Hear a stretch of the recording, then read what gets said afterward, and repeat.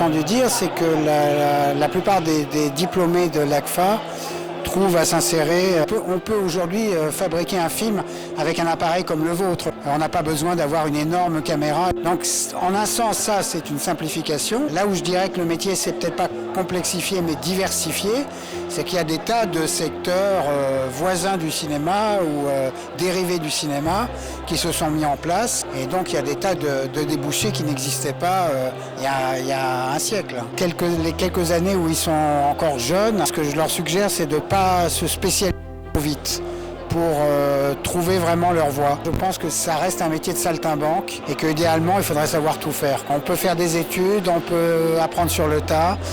En tout cas, ce qu'il faut faire, c'est faut commencer tout de suite à fabriquer des choses avec ce qu'on a sous la main. Ça y est, vraiment, ça fait 5 ans de cinématographique. Maintenant, c'est le grand pas, donc il faut sauter et on verra. J'ai pas de projet encore, mais c'est des sensations. Pour valider le diplôme, on a eu à faire un documentaire de 26 minutes, sujet libre, qu'il s'agissait de trouver un sujet qui nous tenait à cœur. Je suis partie en Inde construire l'idée qu'on a du mariage en Inde. C'est-à-dire qu'en Occident, on a l'impression que tous les mariages se font par mariage arrangé. Pour moi, il était important de montrer qu'en fait, il existe d'autres façons de s'aimer qui sont tout aussi importantes et tout aussi profondes et tout aussi existentielles. J'étais seule avec moi-même en tant que réalisatrice, donc les choix, c'était les miens. Et si je me plantais, je me plantais. On nous donne les clés, qu'elles soient techniques, organisationnelles, on nous donne réellement les clés et ça fait du bien de se rendre compte de son évolution personnelle. En l'espace de 2 mois avec Fine Multimédia, j'avais découvert mon appareil photo que j'avais depuis 5 ans. On est vraiment suivi par les professeurs.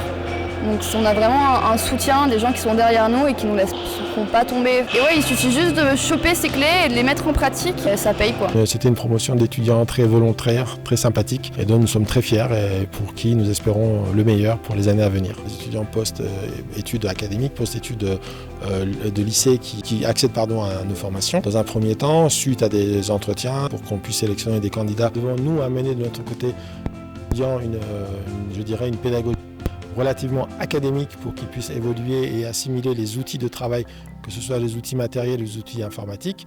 Et en même temps, nous permettons aux étudiants de progresser par le biais de leur propre sensibilité, leur propre affect, afin qu'ils puissent illuminer leurs travaux par leur créativité et leur griffe personnelle. Nous sommes toujours dans l'obligation de suivre cette évolution technologique. Les étudiants passent par des étapes, somme toute classiques, avant de pouvoir embrasser certaines technologies nouvelles. Nos étudiants ont un choix entre certaines spécialisations sur le secteur du son et de l'image, c'est-à-dire que nous sommes plutôt sur le métier du son, de l'ingénierie du son, de design sonore, donc le sound design que nous pratiquons sur ACFA et en France depuis maintenant plus de 15 ans, et la formation de réalisateur monteur qui amène les étudiants à des métiers de réalisation et de montage. Et cette durée dans le temps nous a permis d'étendre le panel de formation que nous avons mis en place. Nous sommes, une colonne vertébrale qui est relativement homogène.